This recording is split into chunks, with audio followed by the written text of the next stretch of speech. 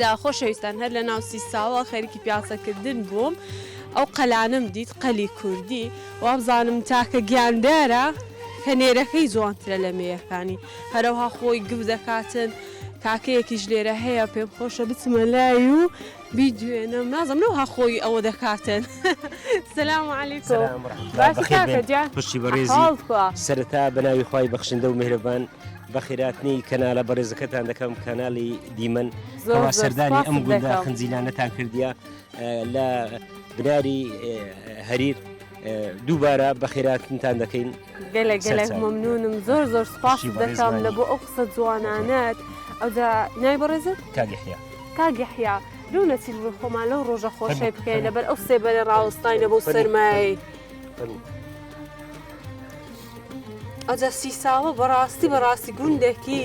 هەتا بڵێ خۆشە هەتا بڵێ جوانە یعنی ئەم لە سبەینێ زۆر لەناو ئەو گوندەی دەستوڕێمەوە و پیاسەی دەکەم لە جوانیەکانی تێر نابی کاگەحیا خەڵکی سی ساوەی یعنی هەر لە کۆنەوە لە منداڵیەوە لێرە لە دایک بووی و بە عائیلەوە لێرە چ دەکەی بە چیەوە خەریکێ ئەم بەخۆم کارمەندی تەندروستیمە لە بنکەی سی ساوەی دەوام دەکەم لێ ڕەبی لە ساغ بیسەر بەڕێزی کاگەحیا دەمێ بزانم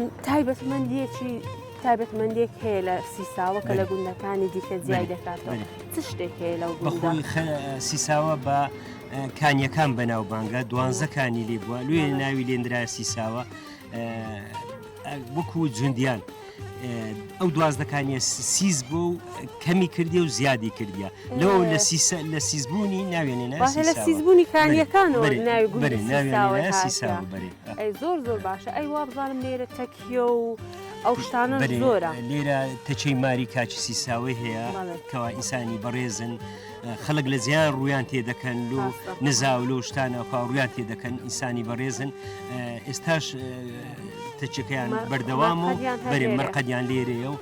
کە بە ناوی شێخ مزەفەر و شێخ عەبدوڕەحمان و وەبرایەکانیکیان هەمووی دەستی باڵان هەیە لە بەڕێکردنی نەخۆشی خاستەوانی دەرونیەکان زۆر ڕویان تێدەکەن و ئینسانی بەڕێزیشن خەرک لە جێی دوورەوە سەردانیان دەکاتەوە بەڕاستی خەڵکی سی ساوەش زۆر خۆشەویستن هەر لەو بەیانیەوە کە هاتوین خەڵک دەمان بینێت ڕێزمان دەگرێت یانی زۆر ئازیز بەخۆی منتەقەی سی ساوەی خاستە لە ناحی میێوانداری لۆ ناحی غەریبە کە ڕووی تێ بکەیت بە درێکی فراوانەوە پێشوازی لێدەکەن لێرە زۆربەی عشیرەتەکانیش لێرە پێکەوە دەژێ خۆ عشیرەتی خۆشناوی لێە سوورچی لێە هەروتی لێە بەرێ هیچ جیاوازێک نییە هەتا لەو ماوەی کۆنفرانسە کراکەوە نەزەم ئاگدارن چەند وەختی خۆی سەد و تقریبا 30 سال پێش ئێستا مەجموعەک لە خۆشناوەکانی سی ساوەیەوە چوینە نەوەی مەلا محەممەدی چوینە ئەفریقیای ئەو لەو ڕۆژانە کۆنفرانسێکی گەوریان ساز کرد لێرە بە خێراتنەوەیان کردن کەوانەوەکانیان هاتن لێرە چاویان بە گوندی خۆیان کەوتو باو باپیرانیان کرد بەڕاستیەوە جێگای دەستخۆشیە زۆر دڵخۆشکە لە بەڕاستی هەروەگە نازەم چویە ناو باغاکە هەمووی کانی چوومەکانی ماران لە منتەقەکان لە زۆر منتەقی خۆشترە ئەگەر لە ڕووی سیاعەت و لە ڕووی بەس تا ئێستا پەرێ پێ نەدرایە ئەوجە نازانم بۆی کاگی ئێستا چوومە سەردانی کانی میرانم ینی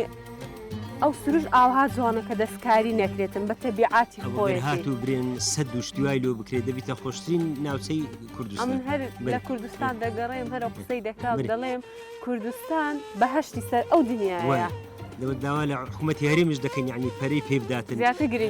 بەرێ ئەتۆ ناوچەیەگە دوبی بینە و کانیوانە زندی بکرێتەوە ئاوەکان سەدی لۆ دروست بکرێتن دەبیتە خۆشترین بەهشتی سەدنیە